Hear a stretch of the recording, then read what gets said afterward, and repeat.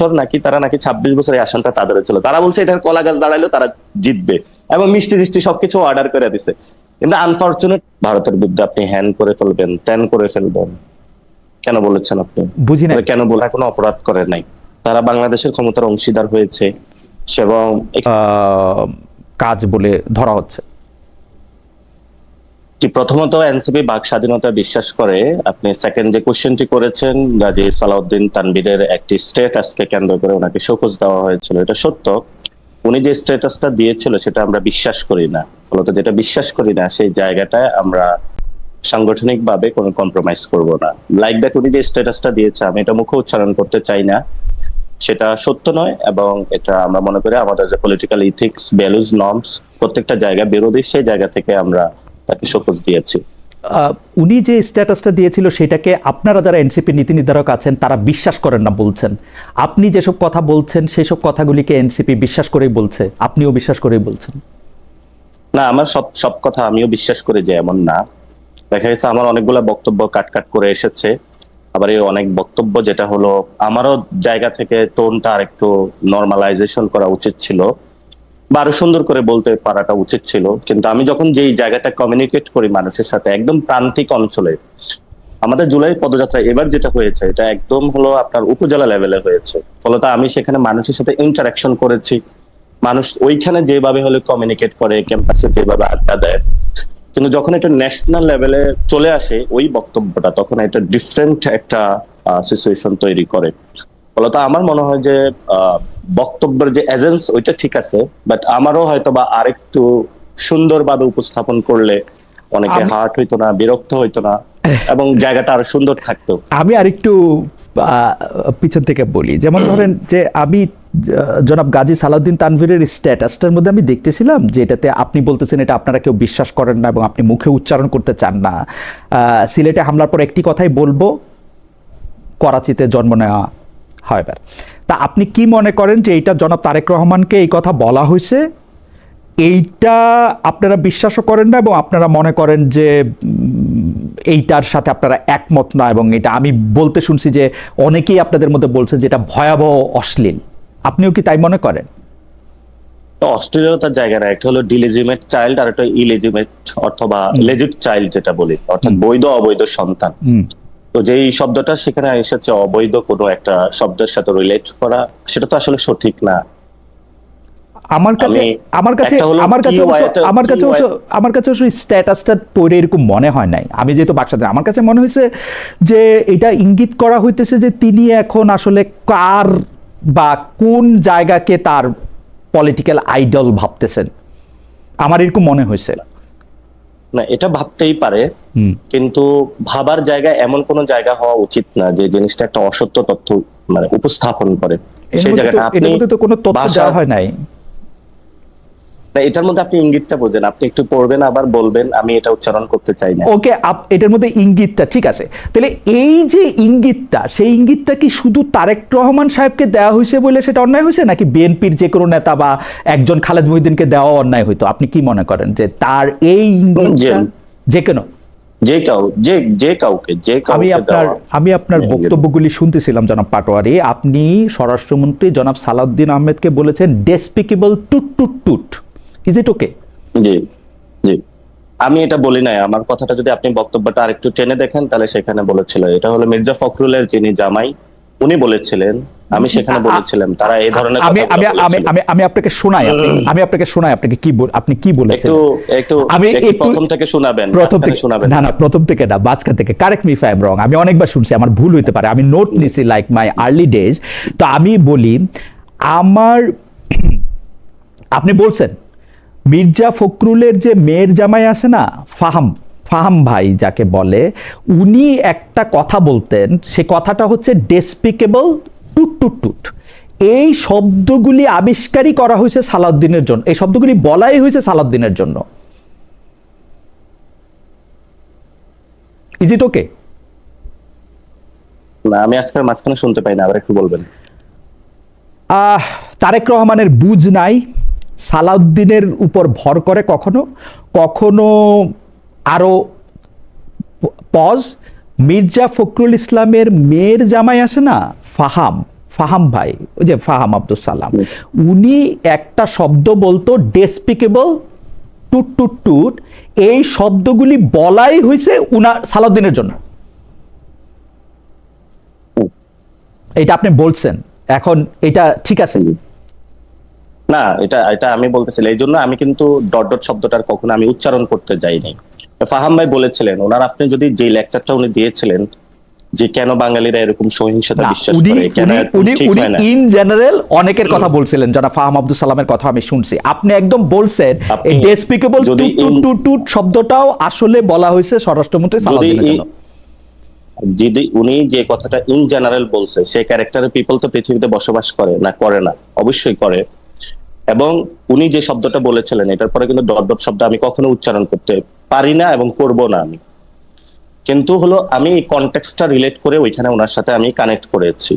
কিন্তু আমি বলি না যে এই ধরনের শব্দ উচ্চারণ করা উচিত, এটা ফাহাম ভাই করতে পারে না, আমি কখনো মুখে এটা উচ্চারণ করব না। কিন্তু শব্দটা বানানোই হয়েছে সালাউদ্দিন সাহেবের জন্য।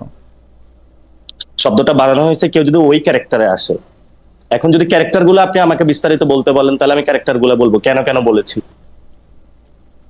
না না, আপনারে আমি বিশ্লেষণের জায়গায় আমি যাইতেছি না, আমি বলতেছি আপনি যেটা বলছেন এটা মিন করছেন, এবং আমরা যারা ফাহাম আব্দুল সালামকে চিনি বা এই শেখ হাসিনার সময় দীর্ঘ সময় ধরে তার অসাধারণ বাগ্মিতায় তিনি যেসব কথা বলেছেন, যেগুলি আমাদের কানে সবার আসে, যতই আমরা টুট টুট টুট টুট বলি এটা আমরা সবাই জানি, আপনি বলতেছেন এইটা বলাটা ঠিক আছে, ইজ ওকে। ফাহাম ভাই যে এই শব্দটা বলেছে, এটাকে আপনাকে যদি প্রশ্ন করি, উনি কি এই শব্দটা বলা ঠিক করেছে? ফাহাম ফাহাম এই কথাটা বলা ঠিক করছে কিনা? জি।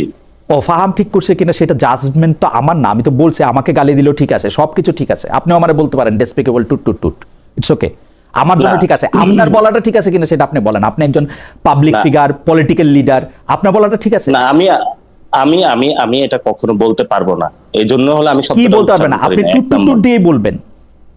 আমি ডট ডট বলছি, টুট টুট বলি নাই। এখন এই ডট ডট যে শব্দটা, এটা আমি বলতে পারবো না, কারণ এটা যেই ভাষাটা ফাহাম ভাই ব্যবহার করে, ওই ভাষা আমরা ব্যবহারে আমরা অভ্যস্ত না। ওকে, প্রথম কথা এটা। দ্বিতীয় কথা হলো যে এখানে ভাষার চেয়েও আমি যে কনটেক্সটটা বুঝাইছি, এটার জন্য যদি আমি ভাষায় বুঝাইতাম, তাহলে তো আমি ফাহাম ভাইয়ের রেফারেন্সটা টানার দরকার হইতো না, অথবা ওই সিচুয়েশনটা ক্যারেক্টারটা একসাথে ম্যাচ করার আমার দরকার হইতো না, তাহলে তো আমি ডিরেক্টলি বইলা দিতে পারতাম। এটা সচরাচর বাংলাদেশে সবাই বলে, মারামারি, আমরা নোয়াখালীতে বলি কাজ্জা লাগলে সবাই এগুলা বইলা দেয়। তো এই ধরনের শব্দ ব্যবহারে আমরা অভ্যস্ত না, যার জন্য আমি কখনো বলিনি। আপনি জনাব তারেক রহমানকে বুঝনাইয়ের জায়গাটা থেকে এইচএসসি পাস প্রধানমন্ত্রী বলছেন, ইটস ফাইন, আমার কাছে কোনো অসুবিধা নাই যে এইচএসসি পাস, আপনি তার এইচএসসি পাস মনে করছেন, আপনি এইচএসসি পাসে বলছেন, কিন্তু পাস দিয়ে কি আপনি একটা লোকের বিবেচনা করেন? মানে ধরেন আপনি মাস্টার্স পাস, সেই জন্য আপনি এইচএসসি পাস লোকের থেকে একটু ভালো, বেটার? না, আমি আমি এটা দিয়ে জাজমেন্ট করতে চাই না। জাজমেন্টটা তখন আসে, একজন আপনার ব্রাজিলের যে প্রেসিডেন্ট যিনি ছিলেন, শ্রমিকদের থেকে যিনি এসেছেন, প্রেসিডেন্ট লুলা মেবি, তো উনি কিন্তু শ্রমিকদের থেকে এসে প্রেসিডেন্ট হয়েছেন, অথবা পৃথিবীতে অনেকজন আছে তারা পৃথিবীকে নেতৃত্ব দিয়েছেন। নেতৃত্বের জায়গাটা যখন আপনি পৃথিবীর এজেন্সটা বুঝতে পারবেন, মানুষ কি চাচ্ছে। দেখুন, আপনার এটা আমি যখন বলেছিলাম, বাচ্চারা হাঁটু পরিমাণ পানি, কারো গলা পরিমাণ পানি, ওই অবস্থায় তারা হলো পরীক্ষার হলে যাচ্ছে। আপনি চিন্তা করেন, আপনিও ওই সময় এইচএসসি পরীক্ষার্থী, এবং আপনি সকালবেলা দেখলেন যে হলো বাসার সামনে হলো গলা পরিমাণ পানি। তখন আপনি একটা আবেদন জানাইলেন যে ঠিক আছে, আজকের পরীক্ষাটা যদি বাতিল করা হয়, যেহেতু আপনি নগর ব্যবস্থাপনা করতে পারছেন না, অথবা আপনার আগের সরকার করতে পারে নাই, কিন্তু পরিস্থিতিটা তো বিরাজ করছে তখন আপনি তাকে বললেন আজকে পরীক্ষাটা না নিয়ে তাহলে আপনি কালকে নেন। আপনি তাদের বাসায় ডিবি পাঠাইলেন, তাদেরকে হেনস্থা করলেন, এই তুমি কোন কলেজে পড়ো, তাদেরকে পলিটিক্যাল ট্যাগ দিলেন। এবং যে এই পরীক্ষার ব্যবস্থা, সেখানে আমি বলেছিলাম বাংলাদেশের যারা শিক্ষার্থী তাদেরকে একটা টেস্টিং প্রক্রিয়ায় নেওয়া হয়। আফ্রিকান অঞ্চলে যেমন এই ওষুধটা ভালো নাকি খারাপ ইঁদুরকে দিয়ে টেস্ট করা হয়, তারপরে মানুষকে খাওয়ানো হয়। তো বাংলাদেশের শিক্ষা ব্যবস্থা কতটুকু খারাপ না ভালো, এটা যখন আপনার একজন প্রাইম মিনিস্টার অথবা হোয়াটএভার, এটা হলো শিক্ষা সচিব অথবা শিক্ষা মন্ত্রী, যেই হোক না কেন, তার মধ্যে যদি এই বোধ সম্পূর্ণ জায়গাটা না থাকে, তখন আসলে ওনার শিক্ষা ব্যবস্থায় আর কতটুকু, এটা ধরেন ক্লাস 5 পাস হইলেও ওনার মধ্যে বুঝে আসতো না। আবার খুব পিএইচডি হলো তার মধ্যে এই সম্পূর্ণ বোর্ডটা ওকে, আসতে পারতো তাহলে না। আপনার এখন ওইখানে আপনার কথাই ওইখানে- আসলো যে 5 পাস হলেও উনি ওইখানে- বুঝতেন না, পিএইচডি হলেও উনি জি, বুঝতেন না, তাহলে আপনি বুঝতেন তাকে না, এইচএসসি কিন্তু- পাস কেন বললেন? হ্যাঁ, ওইখানেই একটা শিক্ষার্থীদের বলা হয়েছে যে বাচ্চারা তোমরা ঘরে যাও। এখন যেই বাচ্চা পোলাপাইন গুলা কয়েকদিন আগে বের হয়ে আসছে যে বাংলাদেশের ফেসিবারি সিস্টেম, তাহলে তাদের বুঝটা আছে মাথায় ক্লিয়ার নাকি ক্লিয়ার নাই আপনি বলেন। না না, আমি আপনার কথা বুঝতে পারতেছি না, মানে আপনি বলতেছেন যে এটার সাথে তো সার্টিফিকেটের কোনো সম্পর্ক নাই। নাসিরউদ্দিন সার্টিফিকেটের পাটোয়ারি সম্পর্কটা পিএইচডি কেন- পাইছে, হ্যাঁ, সার্টিফিকেটের সম্পর্কটা কি? সার্টিফিকেটের সম্পর্কটা কেন আসতেছে সেটাই ব্যাখ্যা করতেছি আমি। আপনি বাচ্চাদেরকে কেন হলো গালি দিলেন বাচ্চা বলে? মানে যেই পোলাপাইন গুলা ক্লাস 10-এ ছিল অথবা ইন্টারে ছিল, সেই পোলাপাইন গুলা অভ্যুত্থানের সময় হলো বুঝেই তো ফেসিবাদের কে বিরুদ্ধে। গালি দিছে মুরগি বলে? শিক্ষামন্ত্রী দিয়েছে। ওকে, আপনি এই কথাটা একটু মনে রাখেন যে শিক্ষামন্ত্রী দিয়েছে। ওকে জি, অবশ্যই। ওকে, তো শিক্ষামন্ত্রী শিক্ষামন্ত্রী দিয়েছে, কার তাহলে ক্যাবিনেটে আছে? তো শিক্ষামন্ত্রী তো কার ক্যাবিনেটে আছে? শিক্ষামন্ত্রী তো যার ক্যাবিনেটে আছে তাকে আপনি এইচএসসি পাস বলে কি এই গালিটার জবাব দেওয়া হলো?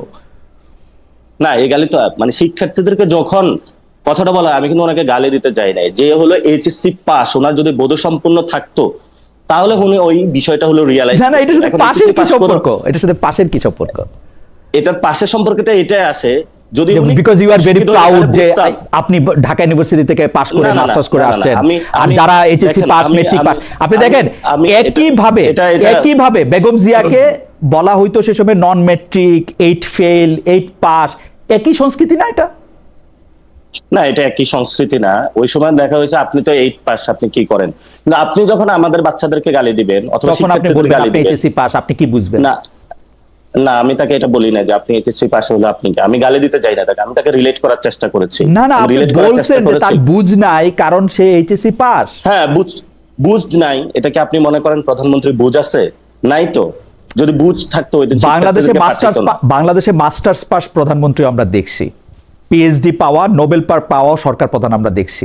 বুঝ নিয়ে সবার বুঝ নিয়ে প্রশ্ন করা যায়, তার সাথে পাশের কোনো সম্পর্ক নাই। পাস করার নিয়ে আর কাকে দেখছিলেন? পিএইচডি পাস করা রাষ্ট্র ডক্টর মোহাম্মদ ইউনূসকে দেখছি। ডক্টর ইউনূস তো ওই সময় শিক্ষার গুরুত্ব দিয়েছিল, অনেক কিছু না না, change আমি প্রস্তাবনা শিক্ষার বলেছিল গুরুত্বের এটা কথা সংস্কার বলতেছি না, করার কিন্তু জন্য। আমি শিক্ষার গুরুত্বের কথা বলতেছি না, আমি বলছি পাস ছাড়াও অনেক প্রশ্ন করা যায়, আপনি নিজেও অনেক প্রশ্ন করতে পারবেন ডক্টর মোহাম্মদ ইউনূসের নিয়ে। জি, তো সেইটা পাশের সাথে নাই তো, কিন্তু আপনি এটা বলছেন। হাউএভার আপনি আরেকটা কথা বলছেন যেটা আমার খুব মানে মানে একটু কানে লাগছে। আপনি বলছেন যে প্রধানমন্ত্রীর ওয়াইফের কি কোনো কনস্টিটিউশনাল পজিশন আছে, বা তার কোনো মেয়ের ওর মানে গভর্নমেন্টের প্রোগ্রামে, গভর্নমেন্টের টাকা দিয়ে রাষ্ট্রের প্রোগ্রামে উনাকে বা উনার মেয়েকেও নিয়ে আসা হচ্ছে? এটা তো সারা পৃথিবীর নর্মস ভাই।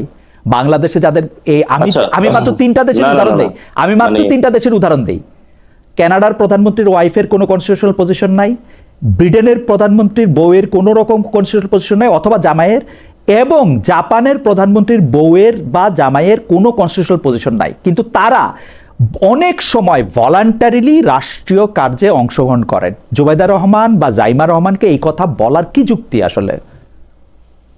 আমি কথাটা বলেছিলাম যে সাধারণত অন্য দেশের হলো একটা হলো কনস্টিটিউশনাল জায়গা থেকে ফার্স্ট লেডি, না, সেটা শুধু প্রেসিডেন্সিয়াল শাসনের ক্ষেত্রে, আর কোথাও ফার্স্ট লেডি থাকে না, প্রেসিডেন্সিয়াল শুধু প্রেসিডেন্ট। কিন্তু অথবা রাষ্ট্রীয় কোন জায়গায় অনেকে কনস্টিটিউশনাল পদে তাদেরকে নিয়ে আসে। অথবা আমি বলেছিলাম আমি কানাডা, ব্রিটেন এবং জাপানের উদাহরণ দিলাম, তাদের কেউ কনস্টিটিউশনাল পোস্টে নাই, ইউরোপের কোথাও নাই।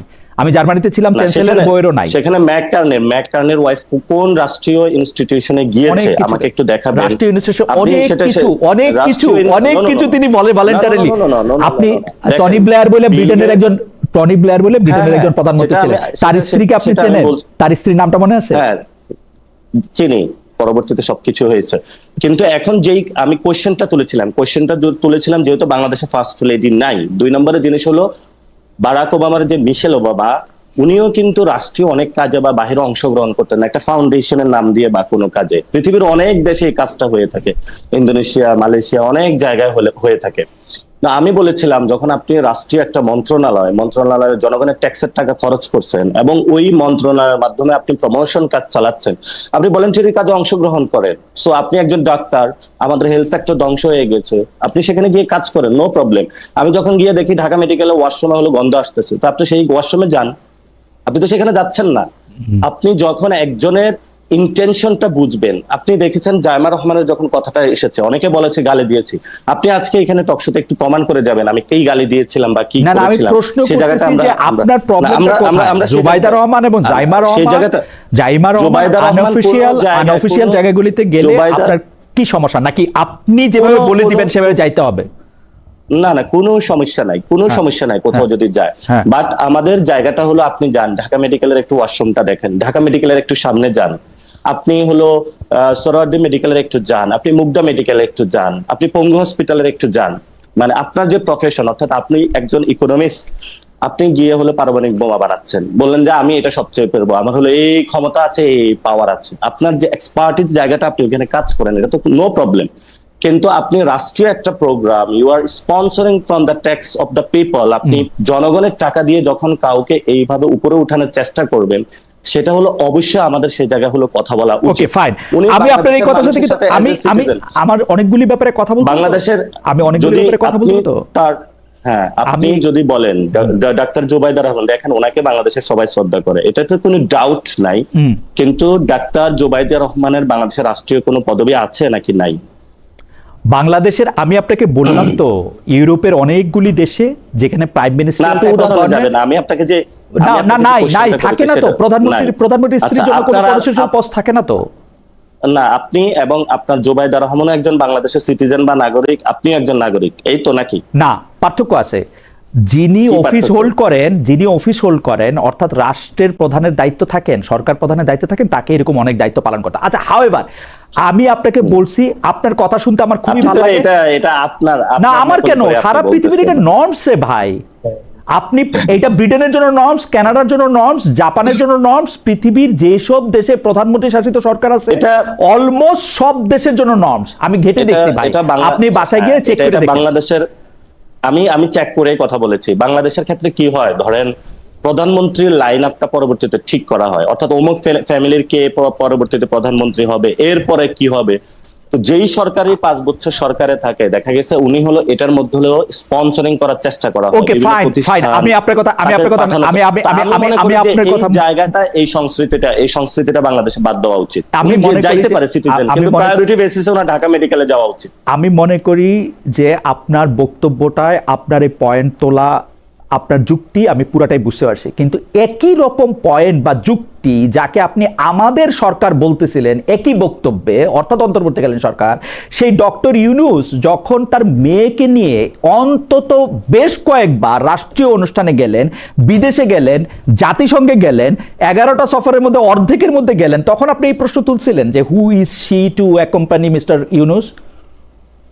প্রধানমন্ত্রী যদি কোথাও যেয়ে থাকে, প্রধানমন্ত্রীর সাথে যদি ওনার ফ্যামিলি সবাই গিয়ে থাকে, আমাদের কোনো আপত্তি নাই। সেকেন্ড হলো, আপনি যে কোশ্চেনটা তুলছেন, আপনার মনে হয় জানার কথা যে ইউনূস যখন বাংলাদেশে এসেছিলেন, উনি অপারেশন থিয়েটার থেকে এসেছিলেন এবং উনি খুবই অসুস্থ, কিন্তু ওনার সাথে কোম্পানি দেওয়ার মতন কে আছে ফ্যামিলির, বলেন? উনি যখন একটা ফ্লাইট করতেছে, তো ওনার যে ট্যাবলেটটাও ধরিয়ে দেওয়ার, এটা কে আছে একটু বলবেন আপনি? আপনি তো ওনার ফ্যামিলি সবকিছু সিচুয়েশন, আপনি তো কথাটা নিয়ে এসেছেন। তাহলে বিদেশে যাইতে সময় ওনার ফ্যামিলির কারো ওনার সঙ্গে থাকতে হইতো, সেই জন্য উনি বিদেশে গেছেন।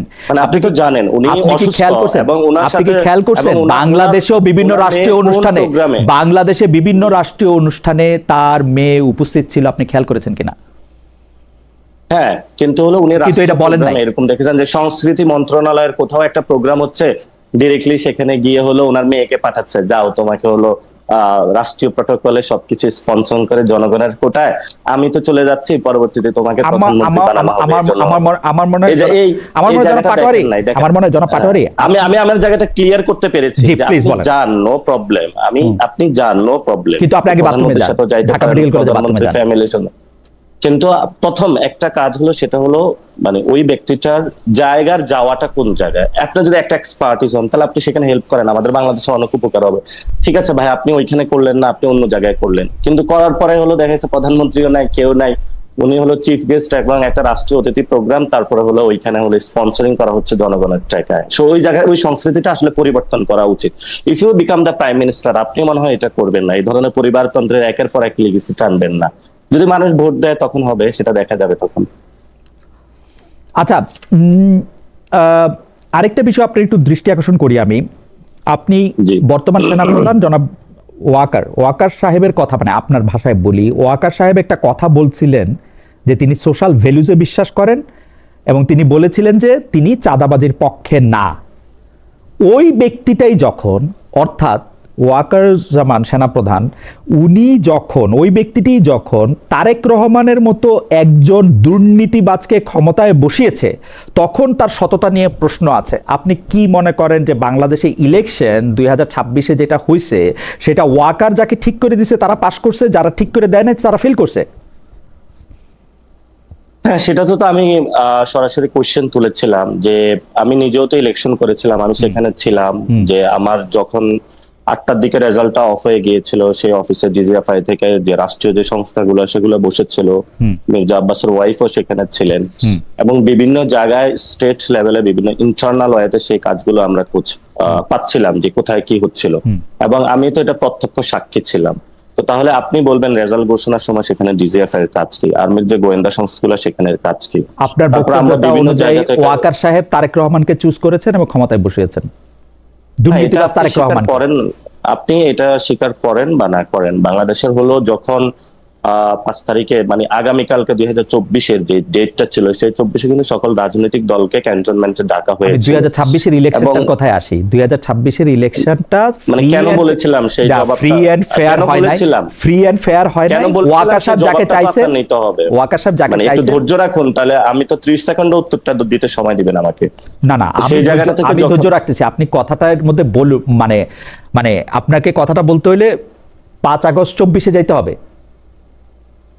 না, 24-এর জন্যই যাচ্ছি যে ক্যান্টনমেন্টে তো সকল রাজনৈতিক দলকে নেওয়া আছে। ইলেকশনটা কিভাবে এসেছে সেটা তো আপনাকে লক্ষ্য রাখতে হবে, এবং ইলেকশনের সময় হলো পুরো বাংলাদেশের মিলিটারি সিস্টেম তো মাঠে অ্যাক্টিভ ছিল নাকি ছিল না? হ্যাঁ, মাঠে কি বলেন? মাঠে অ্যাক্টিভ ছিল। তো সেখানে তো ইন্টারফিয়ারেন্সের অবশ্যই আর্মি জেনারেলের ছিল। আমার প্রশ্নটা কি আপনি উত্তর 5 দিলেন? তারিখে যে আমার প্রশ্নটার উত্তর কি আপনি দিলেন? আপনি কি মনে মানে করেন আপনি যদি যে আপনি যদি আমাকে প্রশ্ন করেন, আপনার যদি অনুষ্ঠান হয় ইয়েস নো, তাহলে আপনি আমাকে কোশ্চেন ইয়েস করেন। নো না, ইয়েস নো না, ইয়েস নো না, আপনি বিস্তারিত বলেন, এরপরে আপনি অভয় দিলে, অনুমতি দিলে আমি বলবো আপনাকে। আমি প্রশ্নটা আবার করি। আমার অনুমতি নেওয়া লাগবে না, আমার অনুমতি কারোই নেওয়া লাগে না, আমার কারোই অনুমতি নেওয়া লাগে না। অনুমতি নেওয়াটা হচ্ছে আমার কথার, মানে এটা একটা প্লিজের বঙ্গানুবাদ। আমি জিনিসটা বলি। আচ্ছা, ওয়াকারুজ্জামান 2026-এর ইলেকশনে যাকে চেয়েছেন তাকে ক্ষমতায় বসিয়েছেন, এবং সেটি দুর্নীতিবাজ তারেক রহমানের ক্ষেত্রে এটা উনি করেছেন। যার কারণে ওয়াকারুজ্জামান আপনার কাছে, আমি গালি বলবো না, আপনার বাকস্বাধীনতায় তাকে বলেছেন যে যখন মানুষের বয়স হয়, শেষ বয়সে মানুষকে ভূতে ধরে, you are so confident about it, ভূতে ধরলে কেউ দাঁড়িয়ে রাখতে শুরু করে, এবং হি ডিড ইট। যে ওয়াকারুজ্জামানই চেয়েছেন তারেক সাহেবকে ক্ষমতায় বসাইতে। আপনি এইটার ব্যাপারটা একটু বলেন। এটা আমার প্রশ্নটা একটু ইলাবোরেট করে, আপনি যখন একটু সময় দিলেনি, এটা আপনি বিশ্বাস করেন কিনা, এবং আপনার যে দল এনসিপি, আপনার যে জোট জামায়াতে ইসলামী, তারাও বিশ্বাস করেন কিনা, এবং আপনি প্রথমত যে বক্তব্যটা বলেছেন আপনি কাট বক্তব্যটা দেখেছিলেন। আমি যদি ফুল যে বক্তব্যটা সেটা আপনি অ্যালাউ করলে তাহলে আমিও বলবো, কিন্তু আপনার যে কোশ্চেনের উত্তরটা, আমরা মনে করি যে এখানে বহিঃশক্তি, আওয়ামী লীগ এবং এখানে মিলিটারির বিভিন্ন অফিসারের সাথে একটা নেকজাস তৈরি হয়েছিল, ফলত ওই নেকজাস থেকে এই ধরনের একটা ইলেকশনে ইঞ্জিনিয়ারিং হয়েছে। এই ইঞ্জিনিয়ারিং এর জায়গাটা হলো আমি ইলেকশনের পরে ক্লিয়ার করেছিলাম, এর পরবর্তীতে বিরোধী দলীয় নেতাও এই বিষয়টা ক্লিয়ার করেছে। আপনি যদি বক্তব্যগুলো শুনেন, আপনি কি আরেকটু পরিষ্কার করবেন, মানে আপনার, মানে বিরোধী দলের নেতা জনাব শফিকুর রহমানকে আমি ইন্টারভিউ করেছি, জনাব শফিকুর রহমানকে আমি জিজ্ঞেস করেছি, কিন্তু যেমন তারেক সাহেবকে জিজ্ঞেস করেছি তেমন শফিকুর রহমান সাহেবকেও জিজ্ঞেস করেছি, আপনারা কি মনে করেন যে ইলেকশন ইঞ্জিনিয়ারিং হয়েছে? শফিক সাহেব কি বলেছেন? শফিক সাহেব কি বলেছেন? শফিক সাহেব বলেছেন যে ইঞ্জিনিয়ারিং হয়েছে ইলেকশন, মানে কিন্তু হলো দেশের আমাকে যে ইন্টারভিউ দিয়েছেন সেই ইন্টারভিউর ক্ষেত্রে উনি স্পষ্ট বলেছেন, আমি বলেছি যে ইঞ্জিনিয়ারিং এর অভিযোগ মামুনুল হক সাহেব করেছেন। সব কথা তো আর আপনার ইন্টারভিউতে বলে নাই, এর পরবর্তীতেও উনি বক্তব্য দিয়েছে, বক্তব্য দেখবেন, এখন একটু সার্চ করে দেখবেন যে উনি বলতেছেন যে তারেক সাহেব, তারেক সাহেবকে বাংলাদেশে ইলেকশন ইঞ্জিনিয়ারিং হয়েছে, এবং সেই ইঞ্জিনিয়ারিং এর স্বার্থে ওই সময় আমরা দেশের স্বার্থে যাতে কোনো অস্থিতিশীল পরিবেশ সৃষ্টি না হয় সেজন্য মেনে নিয়েছিলাম। এই বক্তব্যটা আপনি একটু খুঁজে দেখবেন। আমার মনে হয় যে আপনি ঠিকই বলতেছেন, তিনি এই জাতীয় কথা বলছেন, কিন্তু আবার তো এই কথাও বলতেছেন যে দেশের স্বার্থে যদি এটা এখন মেনে নেন, 5 মাস হয়েছে, এখন আপনারা বা জনাব অলি আহমেদ বা জামাত ইসলামী মিলে সরকারকে ফেলেও দিতে চাচ্ছেন। আপনি তো বলেই দিয়েছেন যে বিএনপি তো ক্ষমতায় টিকবে না, কারণ বিএনপি হচ্ছে রাবিশ পার্টি, আর এই বিএনপি কখনো আসলে টিকবে না এখানে, তাই না? হ্যাঁ, আমি এখনো বলি এই সরকার হলো টিকবে না। কারণ এই সরকার টিকবে না কারণ ইলেকশনটা 2টা ভোট হয়েছিল। আপনি একটা ভোট মানবেন, আরেকটা মানবেন না। ইলেকশনে জনগণের 70% রায় দিয়েছিল। 71-এ যখন আমাদের মুক্তিযুদ্ধ হয়েছিল, মহান মুক্তিযুদ্ধ, সেই মুক্তিযুদ্ধের আগে জনগণ একটা রায় দিয়েছিল। সেই যুদ্ধতে কিন্তু হলো পাকিস্তানি জান্তা ছিল, তারা সেই জনগণের রায়টা মানে নাই। ফলত একটা দেশে এই ধরনের জনগণ রায়কে বাস্তবায়ন করার জন্য রাজপথে মানুষ নেমে আসে, এবং এখানেও কিন্তু 70% জনগণ একটা রায় দিয়েছিল। আপনি সেই রায়ের দিকে যান নাই। অলরেডি হলো সংসদে একটা সংশোধনী কমিটি গঠন করা হয়েছে, যেটা আমরা বলেছিলাম যেখানে একটা রিফর্ম অ্যাসেম্বলি হবে, এবং সেখানে সালাউদ্দিন অকপটে স্বীকার করেছেন যে আমরা মাঠে জনগণকে প্রতারণা বা বোকা বানানোর জন্য এটা বলেছিলাম। তাহলে তো আমাদেরকে জনগণ ভোট দিত না। ফলে তো জনগণের সামনে সবটাই স্পষ্ট হয়েছে।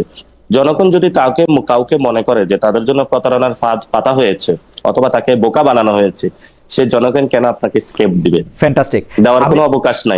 আমার কাছে মনে হয় যে আমি একটু পুরনো কথায় ফিরে আসি। তার মানে এনসিপি এবং জামাতে ইসলামী, এনসিপি আপনার দল হিসাবে এবং জামায়াতে ইসলামী হচ্ছে আপনাদের জোট সঙ্গী হিসাবে, তারা বিশ্বাস করে যে 2026 সালের ইলেকশন রিগড হয়েছে, ওয়াকার সাহেব তারেক সাহেবকে ক্ষমতায় বসিয়েছেন।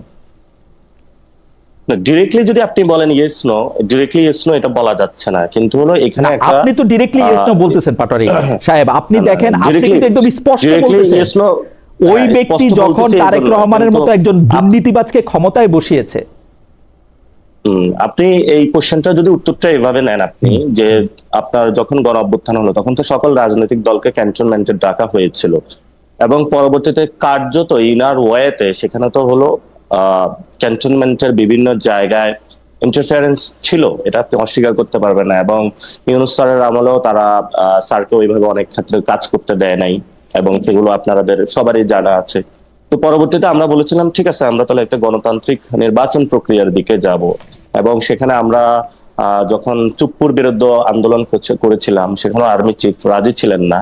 তো এখানে তো মানে একটা স্টেটের কয়েকটা স্টেক হোল্ডার থাকে। এখন আপনি তো সেখানে আমাদের ডিপি স্টেটের জায়গা থেকে ওনাদেরকে হলো বাদ দিতে পারবেন না। যদি বাদ দিতে পারেন তাহলে তো আজকে পর্যন্ত আয়না বা গুমের সেই জায়গাটা আমরা এখনো নিশ্চিত করতে পারি না, যে গুমের বিচার অথবা এই আইনটাতে নতুন করে প্রণয়ন হবে, অথবা যাদেরকে হলো বিচারের আওতায় নেওয়া হলো তাদেরকে এসিতে গাড়িতে করে নেওয়া হচ্ছে, এবং সেখানে আলাদা জায়গায় তাদেরকে রাখা হচ্ছে। তো এটা তো স্পষ্ট হচ্ছে যে কোথায় কোথায় তাদের একটা প্রভাব এই ডিপ স্টেটের পার্ট, যেমন মিডিয়া, এই ডিপ স্টেটের পার্ট কি ডক্টর মোহাম্মদ ইউনূসও ছিলেন?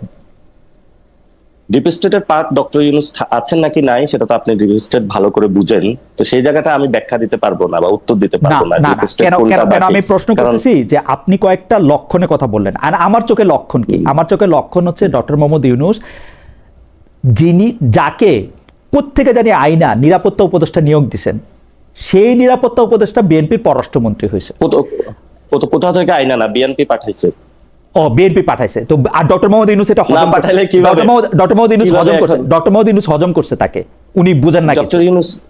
ডক্টর ইউনূস তো শুধু এটাও হজম করে না, অনেকেও হজম করছে, সবাইকে নিয়ে চলতে চেয়েছে। মানে উনি শুধু হজমই করে গেছে।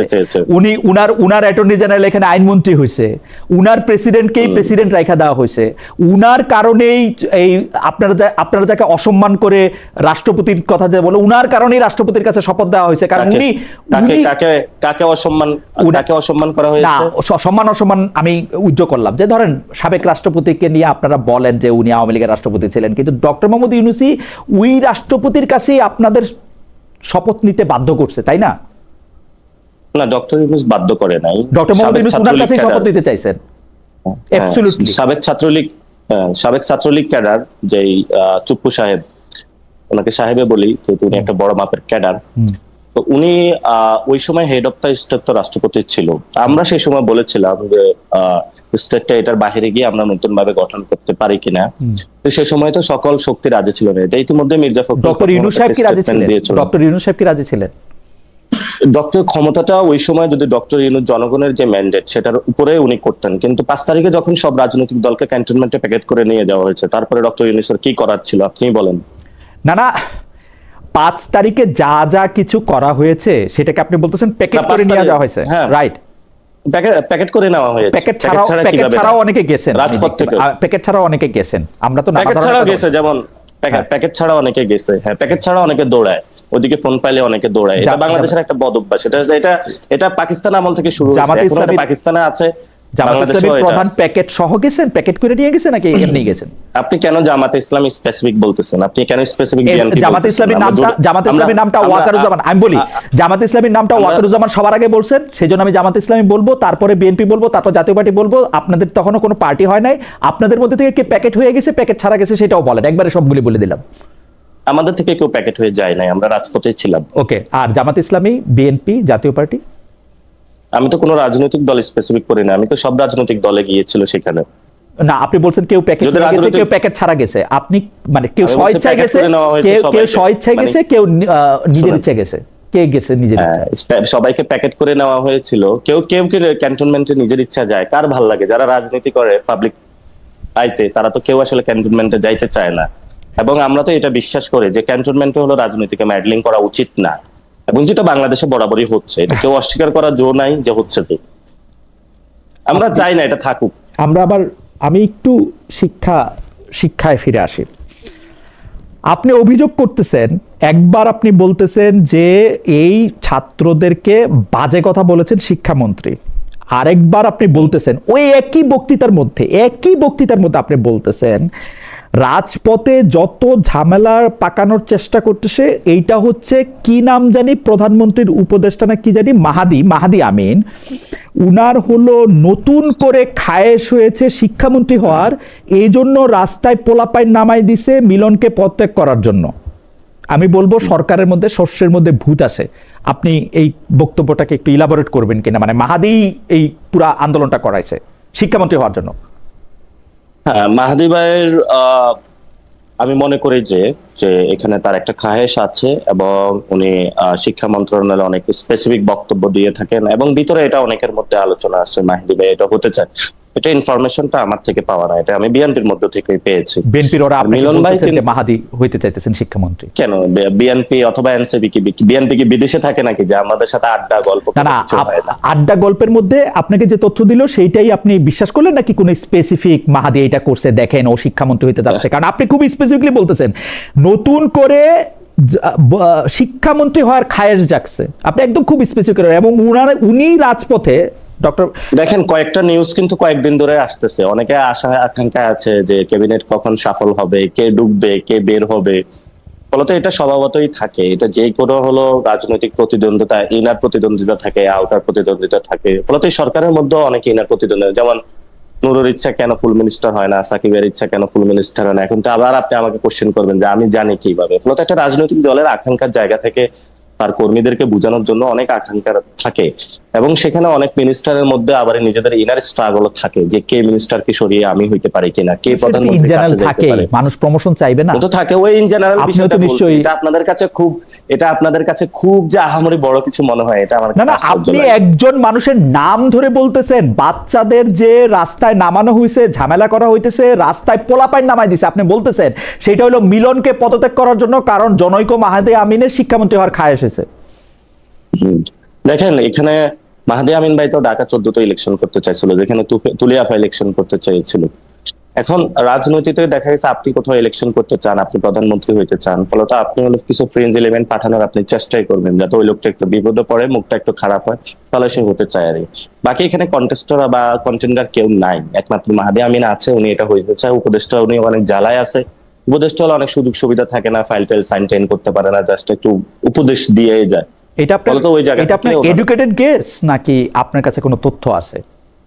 আপনি মানে আপনার মনে হয় ব্যাপারটা, মানে ইজ ইট ওকে যে আপনার তথ্য না পাইলে বা আড্ডা না হলে, আলোচনা না হলে তো আমি এটা কোনো স্টোরি, এটা ইতিহাসের কোনো স্টোরি বলতেছি না, যা চলতেছে এগুলো বলতেছি। আপনি আপনার কাছে কেন মনে হলো যে শিক্ষামন্ত্রী মিলনকে আপনার প্রোটেক্ট করতে হবে, মাহাদি আমিনকে থেকে আপনার রক্ষা করতে হবে, মানে এইটা কেন মনে? না, আমি মিলনকে প্রোটেক্ট করার কথা বলি না।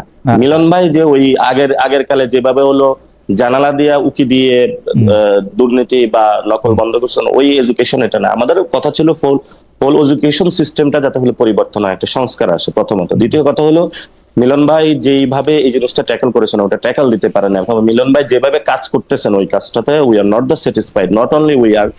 আমি আপনাকে কয়েকটা উদাহরণ দিতে পারবো, যেটা হলো আমার সামনে হচ্ছে ঢাকা আটে হলো আইডিয়াল কলেজের অধ্যক্ষ কয়েকজন চলে গিয়েছেন বা কয়েকজন আসছেন। স্কুল ম্যানেজিং কমিটির সভাপতি বাসাবো থানার মুস্তাফিজুর রহমান হিরুকে বানা হয়েছে, উনি হলো জবিউল্লাহ ভাই, যিনি হলো বিএনপির না, সবকিছু এটা অ্যাডমিনিস্ট্রেশন। আপনার বক্তব্য আমি শুনছি। হ্যাঁ হ্যাঁ বলেন। হ্যাঁ, জবিউল্লাহ ভাই শ্যালক হিরু ভাইকে। তো ওইখানে হলো ওনারা পাচ্ছিল না, পরে হলো মানে আমাকে যেটা হলো টিচাররা জানিয়েছিল ওইখানের। তো পরবর্তীতে ঢাকা বোর্ডের চেয়ারম্যানকে ফোন দিয়েছে, চেয়ারম্যান বলতেছে আমি কি করব। পরে মিলন ভাইকেও ফোন দিছে, মিলন ভাই বলতেছে যে আমি কি করব ভাই, এখানে আব্বাস ভাই আমার দূরে থাকা ভালো। ভাই এগুলো খুবই ওপেন সিক্রেট কথাবার্তা, এগুলো স্কুলের হলো ক্লাস 10 এর বাচ্চাদেরকে জিজ্ঞেস করলে আপনি পাইবেন ওইখানে। এবং বাচ্চারা যারা আন্দোলন করলো তাদেরকে আপনি বললেন যে পোলাপানরে ঝামেলা করতে মাহাদি আমিন নামাইছে, মানে বাচ্চাদের আন্দোলনের আসলে সেই অর্থে কোনো ইচ্ছা ছিল না। মানে যেহেতু মাহাদি আমিন নামাইছে। আন্দোলন না, একটা হলো আন্দোলন তো বিক্ষুব্ধ করা হয়েছে, মিলন সাহেব ব্রয়লার মুরগি বলে তাদেরকে বিক্ষুব্ধ করেছেন এবং তাদের ইলজিক্যাল কিছু সিদ্ধান্ত তাদের উপরে চাপিয়ে দিয়েছেন। এটা যেমন সত্য, প্রত্যেকটা আন্দোলনে কিছু হলো বিভিন্ন স্টেক হোল্ডার ঢুকে পড়ে, এক একজনের এক একটা স্বার্থ। এখন দেখেন ওই স্বার্থ থেকে ফসলটা কে তুলতে চায়। ঠিক আছে, মিলন ভাই গেল, তারপরে ফসলটা কে ঘরে পাইতে চায়? সেটা তো যিনি ফসলটা ঘরে পাইতে চায়, সেইটা যে ফসলটা ঘরে পাইতে চায়, এটা হচ্ছে আপনার ডিডাকশন হচ্ছে যে এটা মাহাদি আমিন পাইতে চায়, সেজন্য মাহাদি আমিন এই ঝামেলাগুলো করতেছে, এটা শস্যের ভিতরে ভূত। এইটার এবং আপনি শস্যের ভিতরে আরো ভূত দেখলেন।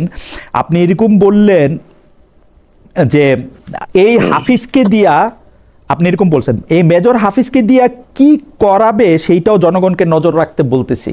এইটা একটু ব্যাখ্যা করে দিন, মানে মেজর হাফিজকে দিয়ে কি করাবে? এটা একটা ভালো জিনিস আপনি উত্থাপন করেছেন। প্রথমত হলো আমাদের এখন যিনি অস্থায়ী রাষ্ট্রপতি, উনি হলো একজন ক্যান্টনমেন্টের মানে ব্যাকগ্রাউন্ডের লোক। তো ফলত এখন যদি দেশে কোনো অস্থিতিশীল পরিস্থিতি সৃষ্টি হয় অথবা কোনো কিছু, এটা আমরা আগেও বলেছিলাম যখন ওনাকে স্পিকার বানানো হয়েছে, তখনই যদি চুপ্পুকে ধরেন হুট করে চুপ্পু চলে গেল অথবা জনতা গিয়ে বঙ্গভবন ঘেরাও বললো যে না ঠিক আছে আমরা শেখ হাসিনা চুপ্পুকে চাই না, তখন রাষ্ট্রপতি কে হইতো? মেজর হাফিজই তো হইতো, মানে বাই দ্য কনস্টিটিউশন। এখন বিএনপি সরিয়ে তাকে মেজর হাফিজকে দিয়েছে, এবং মেজর হাফিজকে যখন দিয়েছে উনি যখন ওইখানে মেজর হাফিজ অটোমেটিকলি হইছেন, মেজর হাফিজকে রাষ্ট্রপতি দেওয়া হয় নাই। রাষ্ট্রপতি না থাকলে স্পিকার অটোমেটিক রাষ্ট্রপতি হন, মানে স্পিকার না বানাইলে তো উনি হইতো না, মানে স্পিকারটাই বানানো হয়েছে রাষ্ট্রপতি করার জন্য। আচ্ছা, তো স্পিকারটা বানানোই হয়েছে এই জায়গাটা হলো একজন রাখার জন্য। এখন মেজর হাফিজ যিনি আছেন উনি কিন্তু ওই সময় প্রথমত হলো উনি যে দলটা করেছেন এটা সঠিকভাবে হলো, মানে ওনার আমি যদি ইন্টিগ্রেটেড জায়গাটা কথা বলি, ওই সময় কিন্তু উনি সংস্কারবাদী একটা জিনিসের নেতৃত্ব দিয়েছিলেন। সে সময় তার বিরুদ্ধে অনেক কথা এসেছিল, আমি সেগুলোতে না যাই, এটা তাদের দলের ইন্টারনাল বিষয়। তো উনাকে লাইন আপটা এভাবে করা হয়েছিল এবং পরবর্তীতে তাকে অস্থায়ী রাষ্ট্রপতি করা হয়েছিল। অস্থায়ী রাষ্ট্রপতি কিন্তু অনেকগুলা বিল যাবে এখানে, হেড অফ দ্য স্টেটের অনেক জায়গায় সাইনিং পাওয়ার থাকে। আমি জনগণকে বলেছি সেই জায়গাটা স্পষ্ট তীক্ষ্ণ দৃষ্টি রাখার জন্য, সাথে এমন কোন ধরনের বিল বা সাইনিং বাংলাদেশের জনগণের চলে না যায় যেটা হলো জনগণের স্বার্থের হিতে বিপরীত হইতে পারে বা জনগণের সেটা রাজনৈতিক নেতা হিসেবে সেটা আপনি অবশ্যই আমাদের রাজনৈতিক নেতা হিসেবে এটা বলবেন। কিন্তু মিলিটারির সাথে সম্পর্কটা কি মেজর হাফিজের? উনি একসময় মিলিটারিতে কাজ করছেন, তাই?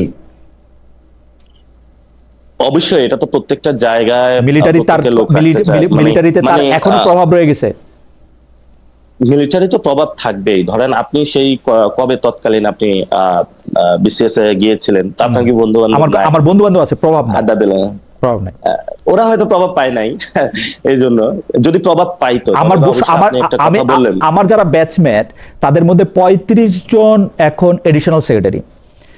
এই 35 জন এডিশনাল সেক্রেটারি, বাকি সবাই হচ্ছে জয়েন্ট সেক্রেটারি এবং তারা সবাই ভালো ভালো জায়গায় আছেন, কিন্তু প্রভাবেই আসেন। আমার কোনো প্রভাব নাই। এবং মেজর হাফিজের কথা যদি আমি বলি, মেজর হাফিজ রিটায়ার্ড হয়েছেন 70-এর মাঝামাঝি সময়, তার এখনো মিলিটারি।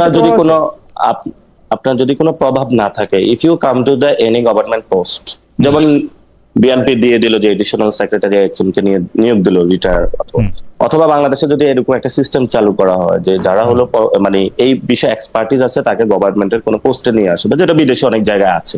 অবশ্য আমরাও সেটাতে বিশ্বাস করি, এরকম হলে খুব ভালো হতো, তাহলে অনেক দক্ষ লোককে অ্যাকোমোডেট করা যাইতো হলো গভর্নমেন্টের ক্ষেত্রে।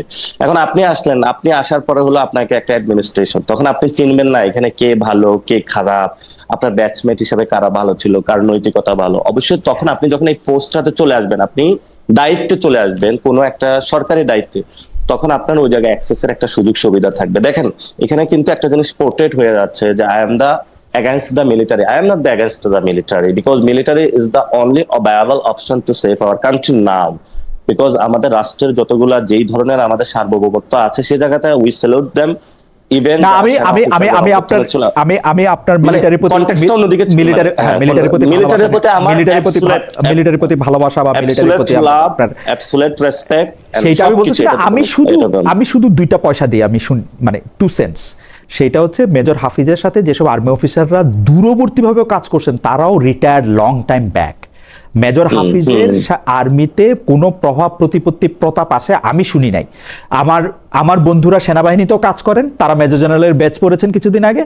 আমি জানি যে তাদের মধ্যে মানে কেউ আসলে মেজর হাফিজকে কোনোদিন চাকরিতে দেখেন নাই, কারণ আমরা শিশু তাদের কাছে। Even this major generals were not in service remotely, অনেকের জন্ম হয়েছে সেই সময়।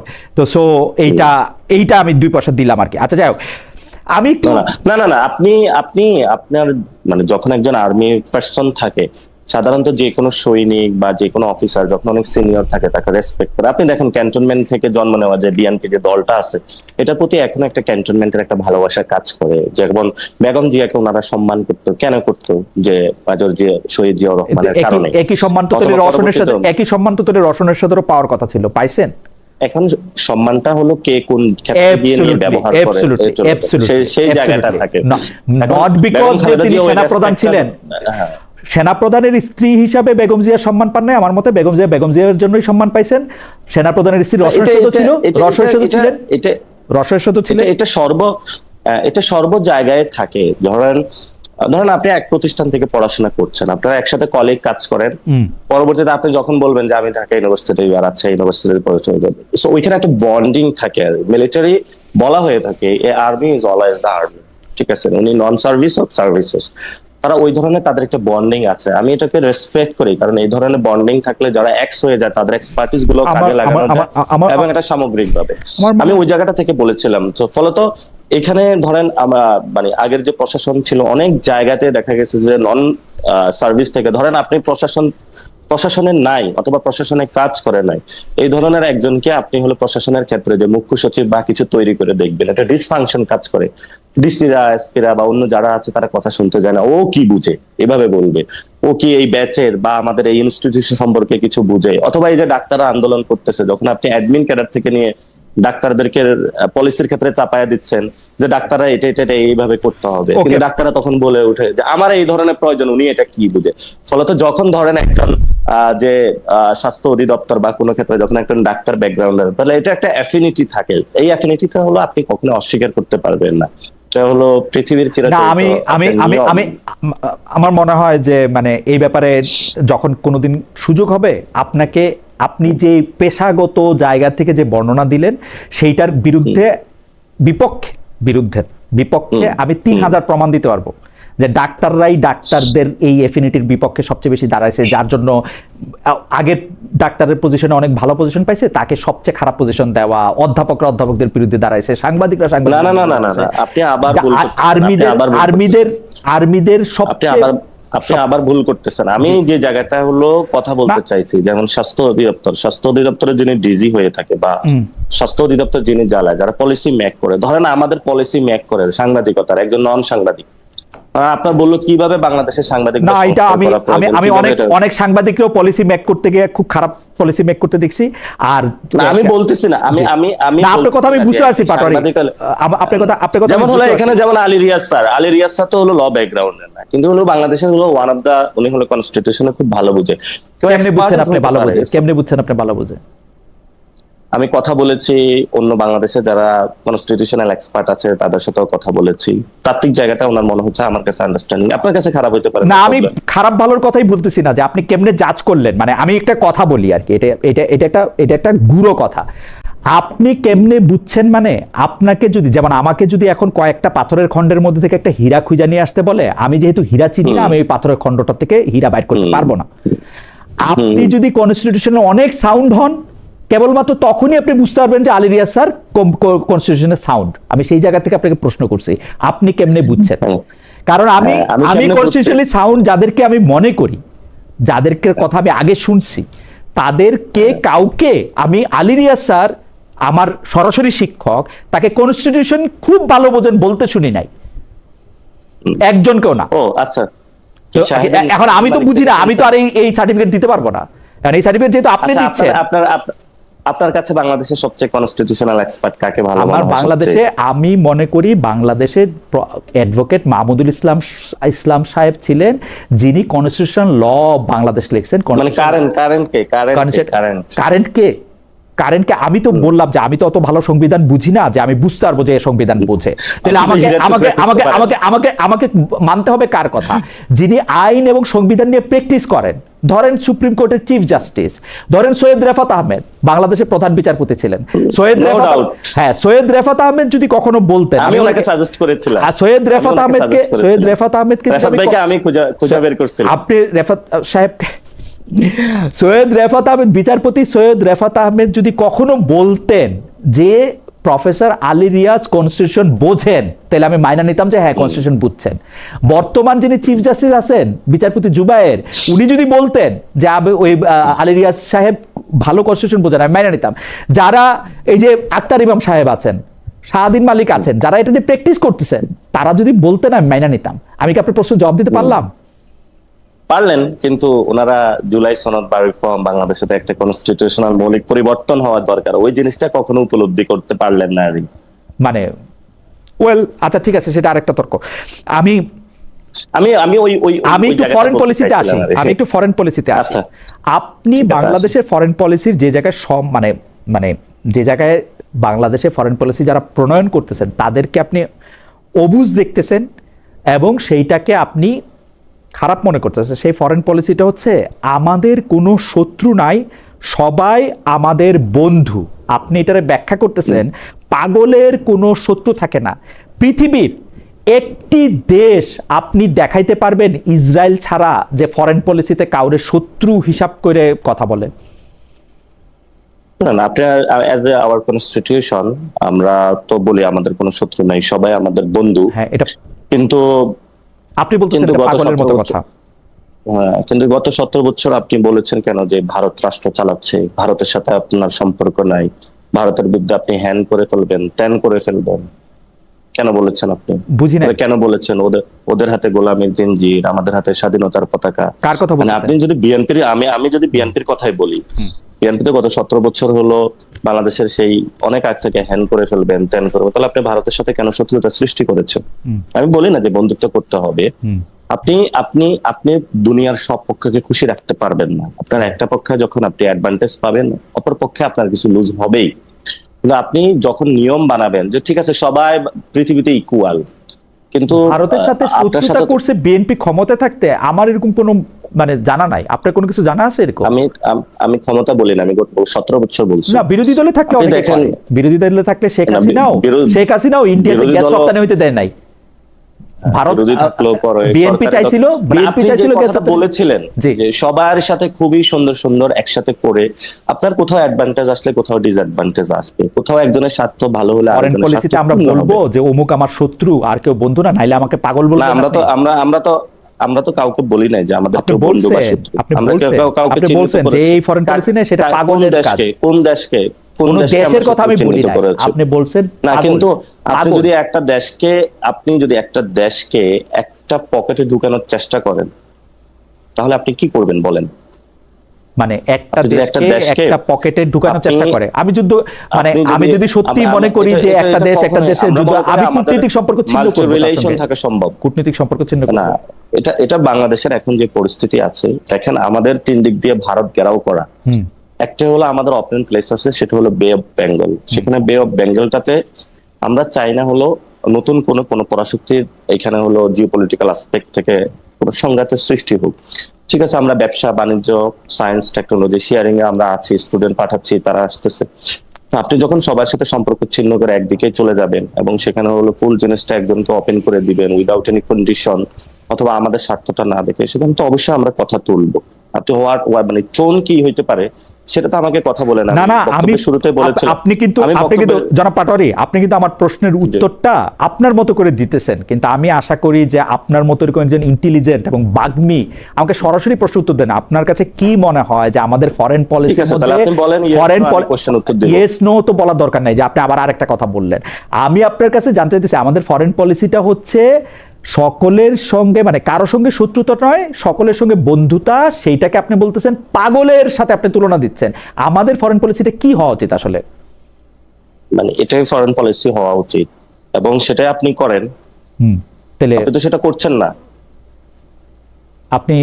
আপনি তো বলতেছেন যে এইটা করা উচিত, সেটা বলতেছেন না তো, আপনি বলতেছেন সকল কাউরে শত্রু না বলাটাই পাগলের লক্ষণ।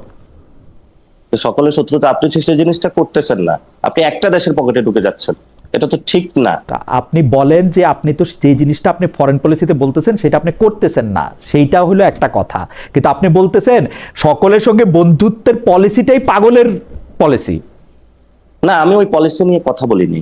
আমি বলেছি যে আপনার তো না, আমি আমি কনস্টিটিউশনাল পলিসিতে কথা বলি না, আমি কনস্টিটিউশনাল পলিসিতে বিশ্বাস করি। ইভেন আমরা যখন কনস্টিটিউশন পরিবর্তন করব, যা নতুন করে রিরাইট লিখবো, আমরা এটাই রাখবো, আমরা সবার সাথে সম্পর্ক সুন্দর রাখবো। যখন আপনি প্র্যাকটিক্যাল ওয়ার্ল্ডে কাজ করেন, তখন আপনার এখানে সব কোয়ালিগের সাথে আপনার খুব ভালো সম্পর্ক, এটা হলো অফিস ইথিক্স। তো সবার সাথে খুব ভালো সম্পর্ক রাখতে হবে, সবার সাথে ভালো বিহেভ করতে হবে। কিন্তু তারা অফিস থেকে যখন আপনি নামবেন, দেখবেন কারোর সাথে আপনি বাসায় যাচ্ছেন, কারোর সাথে কফি খাচ্ছেন, আপনার একটা হৃদ্যতা সম্পর্ক গড়ে উঠে। তো সবকিছু তো রিটেন ভাবে হয় না।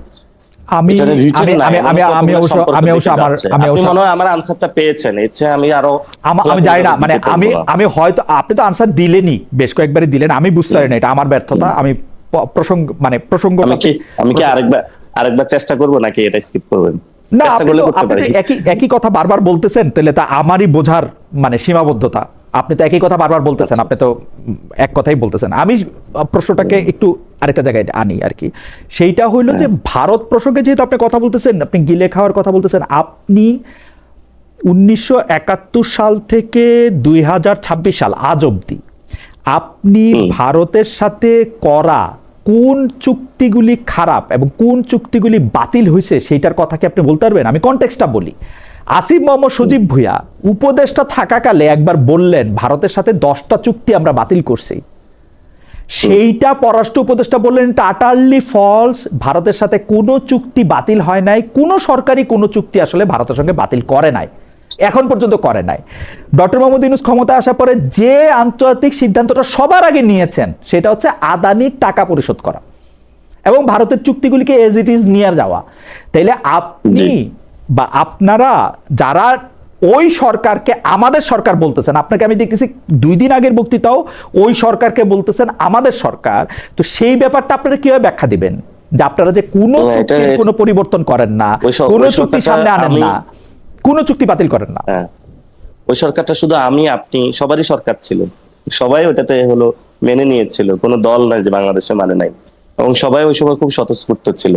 পরবর্তীতে কেউ যদি পোস্ট না পাইছে, অনেকে যারা এক্সপার্টিস আছে বলছে সরকারের উপদেষ্টা হইতে হবে, ওটি একটু রাগান্বিত হয়েছে। কেউ বলছে যে আমি হলো এই মন্ত্রণালয়ে যাব, অমুক জায়গায় সচিব হইতে চাই, এই কাজ করতে চাই। ফলে তো অনেকে বিভিন্নভাবে বিক্ষুব্ধ হয়েছেন, রাগ হয়েছিলেন, সবারই ইন্টারেস্ট ছিল। আমাদেরও কাছে অনেকে যোগাযোগ করছে, মনে করছে যে আমরা খুব পাওয়ারফুল, এই অর্ডার নিয়ে আসতো, ওই অর্ডার নিয়ে আসতো, সবগুলো রেখে দিতাম টেবিলের নিচে, বা এই সক্ষমতা আমাদের নাই। আমাদের সরকার বলতেছি গণঅভ্যুত্থান নামে একটা সরকার হয়েছিল, এই সরকার কিন্তু পুরো জনগণের সরকার। আমি যদি নিজেকে জনগণ চিন্তা করি, সেই জায়গাটা আমি বলেছি এটা নট দ্যাট এনসিপি সরকার। অনেকে পরে ওন করে নাই, আমাদের দায়বদ্ধতা ছিল ওন করেছি আমরা, কারণ আমরা কমিটমেন্ট থেকে লড়তে পারি নাই, সেই জন্য বলছে আমাদের সরকার। কিন্তু এটা তৌহিদ ভাই ভালো বলতে পারবে উনি কেন বাতিল করে নাই। যেমন আমাদের মহেশখালী জোনের, মানে ইউনূস সাহেব বলতে পারবেন না? ইউনূস সাহেব বলতে পারবেন না? বেশি যিনি মন্ত্রণালয়ে কাজ করে উনি বলতে পারবেন। এখন আপনি যদি বলেন যে মানে আমি পার্সোনালি মনে করি, হ্যাঁ অবশ্যই তারেক রহমান ভালো জানে, আমি সবকিছুর জন্য তারেক সাহেবকে রেসপন্সিবল মনে করি, ফরেন পলিসির ক্ষেত্রে রেসপন্সিবল অবশ্যই রেসপন্সিবল মনে করি। যদি আনসার পাইতে চান তাহলে হলো মনে হচ্ছে যে ওই সময় তৌহিদ ভাই এটা ভালো বলতে পারবে। আর তৌহিদ সাহেবকে আমি কোট করছি, তৌহিদ সাহেব বলছেন একটি চুক্তিও বাতিল হয় নাই। আসিফ মোহাম্মদ সজীব ভুঁইয়ার মানে যে জায়গা সেটি 2025-এর 22 অক্টোবর উনি বলতেছেন যে উনি ফেসবুকে স্ট্যাটাস দিয়ে যে কথা বলছেন সে কথা ঠিক না। এটা তৌহিদ সাহেব, তাদেরকে আক্স করুন। হ্যাঁ? এখন ওনাদের ওইখানে কি হয়েছে, ওই ক্যাবিনেটেও আমি ছিলাম না। আমি হয়তো খোঁজ নিলে জানতে পারবো। এখন যদি আমি আসিফ মাহমুদ হইতাম তাহলে উত্তর দিতে পারতাম যে তৌহিদ সাহেব এটা বলছে, অথবা আমি তৌহিদ সাহেব হলে আমি উত্তর দিতে পারতাম আসিফ সাহেব এটা বলছে। এই জন্য আমি তো দুজনের কেউ না, আমি কিভাবে এটা উত্তর দিব? আহ, দর্শকদের মধ্যে থেকে অনেকে বলতেছেন আজকে দর্শকদের মতামত কেন নিতেছেন না। তো দর্শকদের একটা পার্ট বলতেছেন যে আপনি নাসিরউদ্দিন পাটোয়ারিকে ভয় পেয়ে প্রশ্ন করতেছেন। ভাই ভয় তো আমি, আরেকজন বলতেছেন যে আমি 100% নিশ্চিত, বা অনেকেই 100% নিশ্চিত যে আমি খালেদ আজকে বিএনপি থেকে টাকা নিয়েছে। Fair enough. আমি আমি আমি একটু একটু জামায়াতে ইসলামের প্রসঙ্গে একটু যেতে চাই। সেটি হচ্ছে দাঁড়ান, আমি একটু ছবি তুলে রাখছিলাম আপনার ঘটনা, মানে আপনার। খালেদ ভাই, আপনাকে আমার একটা কোশ্চেনের আজকে ইচ্ছা ছিল খুব। জি করেন করেন করেন করেন। জি, আপনারা তো সবসময় আমাদেরকে জিজ্ঞেস করেন আমাদের ইনকাম সোর্স। আমি একটু ঠিকানা সম্পর্কে একটু জানতে চাচ্ছিলাম আজকে। কি জানতে চাচ্ছেন বলেন? ঠিকানার মালিককে বা কিভাবে, মানে অন্য জায়গাতেও ধরেন আমরা সালমান এফ রহমানের আগেরটা জানতাম, অথবা নিউজ 24 এর মালিক হলো বসুন্ধরা, অথবা মেঘনা গ্রুপের 71 টিভি আছে, আগামী সময় আসতেছে। আমাকে আজকে একজনে জিজ্ঞেস করতেছিল যে ঠিকানার কি অথবা কি, এটা একটু জানলে তাহলে আমাদের জন্য একটু ভালো হতো। আমি বলি, ঠিকানা হচ্ছে নিউ ইয়র্ক থেকে বাইর হওয়া একটা সাপ্তাহিক পত্রিকা যেটা 35 বছর এই বছর পার করলো। তো ঠিকানাতে মালিককে এটা বলা যাবে এম এম শাহিন। ইনি কুলাউড়া থেকে নির্বাচিত 2 বার সংসদ সদস্য, একবার বিএনপি থেকে, একবার হচ্ছে স্বতন্ত্র পদ থেকে, আরেকবার উনি নির্বাচন করেছিলেন সর্বশেষ এই। কিন্তু আমরা যে ঠিকানা ডিজিটালটা করতে চাচ্ছি, যে ডিজিটাল কন্টেন্টের, সেই ডিজিটাল কন্টেন্টের সাথে ঠিকানা যে পত্রিকা, সেই ঠিকানা পত্রিকার সেই অর্থে কোনো সম্পর্ক নাই। আচ্ছা আচ্ছা, সিস্টার কনসার্ন। আমি ওই কিন্তু আমি আপনাকে আরেকটা জিনিস বলি। আপনি গতবারও আপনি এই প্রসঙ্গটা তুলেছেন যে আপনি সালমান এফ রহমানের এখানে কাজ করেছেন, বা সালমান এফ রহমানের শুনেন, আমরা যারা প্রফেশনাল, আমার যদি বাংলাদেশের কোনো পত্রিকায় কোনো টেলিভিশনে কাজ করতে হইতো, যে কোনো, তাদের সবার ব্যাপারেই আপনি বলতে পারতেন যে এ মালিকানা দিয়ে এটা করছে, এ মালিকানা দিয়ে সেটা করছে। কিন্তু আপনি আমার পজিশন, আমার অবস্থান, সেইটা নিয়ে বলতে গেলে আমি কোথায় কাজ করছি সেটা নিয়ে যদি প্রশ্ন তোলে, সেটা আপনি তুলতে পারেন, এটা আপনার বাক স্বাধীনতা। কিন্তু আমি আপনাকে বলি, আগের বারও আপনি এই কথা বলছিলেন যে আপনি তো বেক্সিমকো সালমান এফ রহমানের, শোনেন, সালমান এফ রহমানের প্রতিষ্ঠান, আমি এটা অন রেকর্ড বলতেছি, সালমান এফ রহমানের প্রতিষ্ঠান, আমি বলি, গতবার বলছেন আপনি, গতবার বলছেন, আমি বলি কথাটা এটা বলছি, আমি বলি সালমান এফ রহমানের, শোনেন সালমান এফ রহমানের ডিসটর্টেড করেছেন না, আপনি গতবার একই প্রসঙ্গে একই রকম ভাবে এই কথা বলেছেন। যে আমি আপনাকে একটা প্রশ্ন করতে চাই, আপনি হচ্ছে সালমান এফ রহমান, আমি আমার কথাটা শেষ করতে দেন, আমার কথাটা বলতে দেন। আমি বলি, সালমান এফ রহমানের কোম্পানিতে আমার জন্য কস্ট টু দ্য কোম্পানি যত ছিল, আমার জন্য ইন্ডিপেন্ডেন্ট টেলিভিশন আয় করছে তার কয় গুণ বেশি। আমি উনার প্রতিষ্ঠানে কাজ করছি বলে উনার দয়া নিয়ে কাজ করি না, আমি জীবনে ওনার সঙ্গে একটা ছবি তুলে পোস্ট করি নাই। আমি প্রফেশনাল হিসাবে ইন্ডিপেন্ডেন্ট টেলিভিশনে যোগ করছি, আমার কোনো কিছু পাওয়ার নাই। বাংলাদেশে আমি যখন এই কথা কইতেছি, আপনি খোঁজ নিয়ে দেখেন, টপ 10টা টেলিভিশনের মধ্যে অন্তত 5টার অ্যাপয়েন্টমেন্ট লেটার এখন আমার পকেটে। আপনি খোঁজ নেন, খোঁজ নিয়ে আমাকে বলেন। আমি ওই সময় বলেছিলাম যে আমি যদি আপনাকে এই কথাটা বলি আপনি রাগান্বিত হয়ে যাবেন না, তাহলে আমি বুঝাতে চাচ্ছিলাম না। আমি আপনাকে এর আগের বার আপনি কোন প্রসঙ্গে বলছিলেন সেটা আমি বলি। আমি আপনাকে বলছিলাম যে আপনার একজন সহযোদ্ধা এই কথা বলছেন যে আপনারা আসিফ নজরুলের ছাগল নিয়ে খায় ফেলছেন। এইটারে আপনি কিভাবে ব্যাখ্যা করেন? তখন আপনি বলছেন আপনিও তো বেক্সিমকোর পয়সাতে চলেন বা বেক্সির পয়সা খান। না, তারপরে শেষ কথাটা ছিল, যদি এই কথা আমি আপনাকে বলি, না এটা কোনো কথাই হলো না, এটা কোনো কথাই হলো না। যদি এই কথা আমি এটা কেটে, এটা কোনো কথাই হলো না ভাই। এইসব কথার বাজ আমারে দিয়েন না, এইসব কথার বাজ আমারে দেন না। আমি কেমনে দিব? আপনি সবচেয়ে বাংলাদেশের সবচেয়ে বড় সাংবাদিক। না, সবচেয়ে বড় ছোটর কথা না ভাই, বড় ছোটর বহুত কিছু, মানে আপনাদের বড় ছোটর যে হিসাব, সেই হিসাবটা স্কেল, সেইটা আপনাদের কাছে ভাই। আমি ওই স্কেলের আপনার কাছে আমি যাইতে চাই না। হাওয়েভার, আমি আপনাকে যে একটু জামাতে ইসলামীর ব্যাপারে যেটা একটু জিজ্ঞেস করতে চাইছিলাম, সেটা হচ্ছে যে আপনাদের উপরে হামলা বা আক্রমণ হওয়ার পরে জামাতের 60 বছর বয়সী সংসদ সদস্য 17 বছরের কিশোরীকে চাকরির প্রলোভন দিয়ে, এটা হচ্ছে মনিরা শারমিন, উনি স্ট্যাটাস দিয়েছেন এর পর প্রলোভন দেখিয়ে যে কেলেঙ্কারি জন্ম দিয়েছেন, সেটাই জুলাই মাসেই ছিল। এই ঘটনা শুধু আলোচনাতেই ছিল না, বরং বিব্রতকর পরিস্থিতি ছিল। কিছু মানুষ দেখলাম যারা হামলার প্রতিবাদ না জানিয়ে এর মধ্যে ডিপ প্ল্যানের গন্ধ পাচ্ছে, এনসিপি রাজনীতি দাঁড়ালে কারো কারো অসুবিধা হবে, এটাই স্বাভাবিক। নিজেদের ব্যর্থতা অস্বীকার করে অন্যকে সন্দেহের চোখে দেখা একরকমের অসুখ। না জনাব পাটোয়ারি, আপনিও কিন্তু জামাতে ইসলামের, আমি দেখতেছিলাম অক্টোবরের শেষ সপ্তাহে আপনি জামাতে ইসলামীকে অনেক সমালোচনা করেছেন এবং আপনি বলেছেন যে জামাতে ইসলামের সাথে গিয়ে কারো কোনোদিন কোনো ভালো হয় নাই। আপনি কি এখনো এই ব্যাপারটা মানে, এবং মনিরা শারমিন এটা সরাসরি বললেন, আমি দেখলাম টক শো তো এনসিপির নেতারা অনেকেই জামাতের এই ভূমিকা নিয়ে অনেক কথা বলেছেন, স্পেশালি আপনাদের আক্রমণের পর অনেকে বলেছেন যে এই আক্রমণটা আপনাদের উপরে হতে পারতেছে কারণ জামাতে ইসলামী হচ্ছে আপনাদের সাথে এই পদযাত্রাটা আপনাদেরকে একা করতে হচ্ছে, জুলাই পদযাত্রা তো সবার, তাহলে এই পদযাত্রায় তারাও অংশ নিচ্ছে না কেন? একটু যদি বলতেন, এটাই আমার আজকে শেষ প্রসঙ্গ বা শেষ প্রশ্ন। শেষ প্রশ্নটা যেটা, দেখেন আমিও একটা সময়ে কিন্তু ছাত্র শিবিরের রাজনীতি করেছিলাম। মানে আমার যখন ছোটবেলা বই পড়ার ইচ্ছা হইতো তখন আমি বইগুলা পড়েছিলাম। পরবর্তীতে কিন্তু আমি আদর্শিকভাবে পরিবর্তন হয়েছে। This is not the right way, কারণ আমি সে সময় হলো অন্য কোনো সংগঠনের দাওয়াতই পাই নাই বা এঙ্গেজ হওয়ার সুযোগই পাই নাই, মাদ্রাসা পড়াশোনা করছি না। পরবর্তীতে যখন পরিবর্তনটা আসছে, আমি সে কিন্তু পরিবর্তনের জায়গাটা পরিবর্তন করছি না, আমি কিন্তু আজকে এনসিপি করতেছি। মানে আমি যদি ওই জায়গায় থাকতাম, লেয়ার বাই লেয়ার উঠলাম, তাহলে দেখা যাচ্ছে ওইখানে অনেক উপরে যাইতে পারতাম। সেটা আল্লাহ জানে যে যাইতে পারতাম নাকি যেতাম, কিন্তু আমি আদর্শিকভাবে যেটা বাংলাদেশে বিশ্বাস করি সে জায়গাটা আপনারা এবং বাংলাদেশের মানুষ অনেকেই জানে। আমি ক্যাম্পাস জীবনে রাজনীতি করে এসেছি, আমার লাইন খুবই স্পষ্ট ছিল, আমি কোন রাজনীতি বেসিসে করতে চাই ওইটা করতে চাই। ফলত আমি সেই জায়গাটা এখন হলো করতেছি। এবং আমি জামায়াত সম্পর্কে যেটা বক্তব্য দিয়েছিলাম, একটা দেখেন আদর্শিক জায়গা হলো প্র্যাকটিক্যাল পলিটিক্স। প্র্যাকটিক্যাল পলিটিক্সে দেখেন জাতীয়তাবাদী যে পলিটিক্সটা, জাতীয়তা পলিটিক্সের জায়গাটায় কিন্তু বিএনপি বলে যে এটা একটা আদর্শিক জায়গাতে আছে, কিন্তু প্র্যাকটিক্যালি তারা এটা করে না। কারণ বাংলাদেশি যে পলিটিক্সটা সেটার মধ্যে তারা কখনো মাদ্রাসা সেক্টরকে একভূত করতে পারে নাই, হিন্দু ভাইদেরকে একভূত করতে পারে নাই, নারী শ্রমিকদেরকে একভূত করতে পারে নাই। যেটা আইডিয়াটা আকারে খুবই সুন্দর ছিল। তো আপনি যদি একটা আইডিয়াকে আপনি চ্যালেঞ্জ করেন বা আইডিয়ার জায়গা হলো আপনি ক্রিটিক করেন, একটা হলো প্র্যাকটিক্যাল ফিল্ডে আপনার যে অবস্থা, এই অবস্থা তো আমরা পড়তে চাই না। আসলে এই অবস্থাটা চলে এসেছে, আমরা বাধ্য হয়ে এই অবস্থার মধ্যে পড়ে গিয়েছিলাম। আমরা বলেছিলাম বিএনপির সাথে যাওয়ার জন্য, কিন্তু বিএনপি তো সংস্কারের রাজি ছিল না। ফলত আমাদের সামনে কন্ডিশন ছিল যে সংস্কারে রাজি হবে আমরা তাদের সাথে যাব এবং এই নির্বাচন হলো আমরা অংশগ্রহণ করব। সেই জায়গা থেকে এখন এসেছি। আপনি যে প্রশ্নটা উত্থাপন করেছিলেন যে জামায়াত ইসলামের একজন সংসদ সদস্যের যে মোরাল টার্পিচিউডের যে জায়গাটা, মোরাল টার্পিচিউডের জায়গাটা, এটা জামায়াত ইসলামী ভালো উত্তর দিতে পারবে। আমাদের কেউ যদি মোরাল টার্পিচিউডের জায়গাটা আমি উত্তর দিতে পারতাম, এবং আমি মনে করি যে মোরাল টার্পিচিউডের জায়গাটা যদি কেউ এই ধরনের ইসলামের কথা বলে এবং একটা সুন্দর শৃঙ্খল রাজনীতির কথা বলে তাদের যদি হয়, সেখানে অবশ্যই তাকে হলো স্যাক করা উচিত এবং তার রাজনীতির জায়গাটা থেকে তাকে সরিয়ে যারা ভালো মানুষ তাদেরকে নিয়ে আসা উচিত। এটা হলো ওই ক্ষেত্রে ঘটনার প্রেক্ষিতে হলো আমার বক্তব্য। ওকে, আমরা দর্শকদের কাছে প্রশ্ন করেছিলাম এমপিওভুক্ত শিক্ষকদের স্থানীয় সরকার নির্বাচনে অংশ নেওয়ার সুযোগ বহাল রাখার দাবি তুলেছে জামাতে ইসলামী।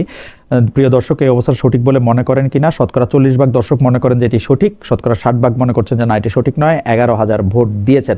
আমি দর্শকদের একটা প্রশ্ন আপনার জন্য নিব। দর্শকরা একটা প্রশ্ন আপনাকে অনেকবার করেছেন, সেই প্রশ্নটা যদি একটু অবশ্যই। দর্শকদের প্রশ্নটা হচ্ছে যে আমেরিকান ডিল নিয়ে জনাব পাটোয়ারি সাহেবের অবস্থান, ওনার দলের অবস্থান, ওনার জোট প্রদানের অবস্থান স্পষ্ট করতে বলবেন প্লিজ। আমিও এই ডিলটার কথা বলতেছিলাম যে 9 তারিখে ডিলটা সাইন করা হয়েছে, 12 তারিখে ইলেকশন হওয়ার মাত্র 3 দিন।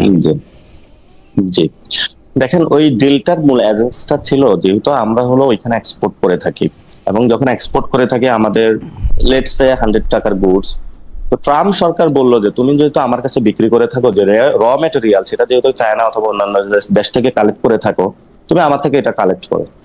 তো সেই জায়গাতে ঠিক আছে, তাহলে ওই জায়গাতে একটা ডিল হয়েছে, এবং পরবর্তীতে এটা কিন্তু আমাদের ফুল নলেজে কোনো কিছু আমাদের কাছে আসে নাই। ইদানিং আমাদের সাথে বিভিন্ন তাদের সাথে মিটিং হচ্ছে, কথা হচ্ছে, আমরাও তাদেরকে জানিয়েছিলাম যে আমরা এটা কনসিডারেশনে আছি, ভবিষ্যতে আমরাও দেখবো যদি সেখানে সংস্কার অথবা অনেক কোনো বিষয় থাকে, যদি বাংলাদেশের স্বার্থ সংশ্লিষ্ট থাকে তখন আমরা যে কোনো চুক্তিতে যাইতে পারি। বাংলাদেশের স্বার্থ সংশ্লিষ্ট বিরোধী আমরা কোনো ধরনের চুক্তিতে, জনাব পাটোয়ারি, চুক্তিটা আপনাকে দেখার সুযোগ? আমি আমাকে যদি অনেস্টলি আমি ফুলটা পড়ার সুযোগ পাই নাই, তবে আমার কাছে পেপারটা এসেছে, আমি কিছুটা অংশ পড়েছিলাম। সেই জায়গাটা থেকে আমার মনে হয়েছে still we have to consider on that matter. Positive আরো আমাদের অ্যাফার্মেটিভলি অর নেগেটিভ, এটা তো কিছু জিনিস ভালো আছে, যদি এটাতে একটা রিরাইটিং এর সুযোগ থাকে বা সেই জায়গায় আমরা আসতে পারি, তাহলে বাংলাদেশও লাভবান হবে, তারাও লাভবান হবে। কয়েকটা ক্লজ আছে যে এত পর্যন্ত এই ধরনের এই যে কন্ডিশনগুলো প্রবলেমেটিক। ওই উইদাউট কন্ডিশনগুলি প্রবলেমেটিক, এটাকে আপনারা দলের মধ্যে আলোচনা করেছেন বা এটার মধ্যে আপনার পজিশন নিচ্ছেন কিনা সেটা? আমরা আলোচনা করেছি, আমরা দলীয়ভাবেও এখানে এখনো ক্লিয়ারের আমাদের সময় আসে নাই, কারণ স্টিল আলোচনা হলো অনগোয়িং সব দলের সাথে। আপনি দেখেছেন চুক্তিটা ওয়েবসাইটে দেখা যাচ্ছে ফেব্রুয়ারি মাসের শেষ থেকে, মানে আপনারা সময় পাচ্ছেন না চুক্তিটা দেখা। ওই সময় ফেব্রুয়ারি মাসের শেষ থেকে হয়েছিল, ফেব্রুয়ারি মাসের শেষ থেকে অ্যাভেলেবল চুক্তিটা আর কি ওয়েবসাইটে বা না, ফেব্রুয়ারি মাস থেকে যখন অ্যাভেলেবল, ওই সময় যখন চুক্তিটা করা হয়েছিল আমাদেরকে ওই চুক্তি সম্পর্কে জানানো হয় না, অ্যাভেলেবল ক্লিয়ার করা হয়েছে। মানে আপনারা নিজেরাও একটু দেখতে পারতেন তো ইচ্ছা করলে। হ্যাঁ, আপনারা যখন বলেছেন আমাদেরকে দেখার জন্য, ওই সময় আলোচনাটা বেশি ছিল যে পোর্টে ডিপি ওয়ার্ল্ড বা অন্যান্য যে কাজ আছে সেখানে দেখা গেছে অনেক কিছু প্রবলেমেটিক কাজ হচ্ছে। তো এখানে আমরা ডিরেক্টলি যখন এটা কনসিডার নেন, সেই পক্ষটা আমাদের সাথে আলোচনার সুযোগ আসে নাই, সরকার ডিরেক্টলি করেছে। পরে ছাত্ররা যখন মাঠ থেকে একটু দুর্বল হয়ে গিয়েছে, পরে সরকারের যারা ছিলেন তারাও নিজেরা আমাদেরকে জানানোর মনে করেন নাই।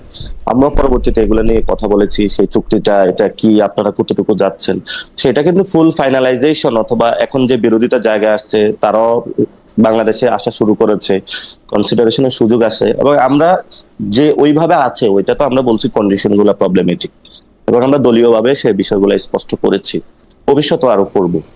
আমরা বাংলাদেশের স্বার্থের বিরোধী, অনেকে বলা হয়ে থাকে যে দেশ বিক্রি করে দিচ্ছে আমেরিকার কাছে। কেন ভাই, আমি চায়নার কাছেও বিক্রি করতে চাই না, ইন্ডিয়ার কাছেও বিক্রি করতে চাই না, কোনো দেশের কাছেও বিক্রি করতে চাই না। এনসিপি অ্যাটলিস্ট এই জায়গাটা আমেরিকার কাছে, আমরা আমেরিকার কাছে বিক্রি হয়েছে কিনা সেটা একটু দেখতে কি ইচ্ছা করে। আমেরিকার আমি তো বললাম, আমি পড়েছি, সেখানে কন্ডিশনগুলো আমাদের পছন্দ হয় নাই। সেখানে যদি করেছে, সেখানে তারেক রহমান জানে ভালো, কারণ ওনার ক্যাবিনেটে পররাষ্ট্র মিনিস্টার যিনি আছেন, ডক্টর মোহাম্মদ ইউনূস সরকার করেছে। সেখানে ফরেন মিনিস্টার তো এখন হয়েছে, মানে আপনাদের সরকার করেছে, সেজন্য সেখানে আমি তো বলেছিলাম, সেখানে ওয়াহিদ ভাই ছিল, আরো অনেকেই ছিল। ওই অফিসগুলো তো বিএনপির বেশি অ্যাক্সেস ছিল, তারপরে আপনার আসাদ ভাইয়ের অফিসে বিএনপির বেশি অ্যাক্সেস ছিল না।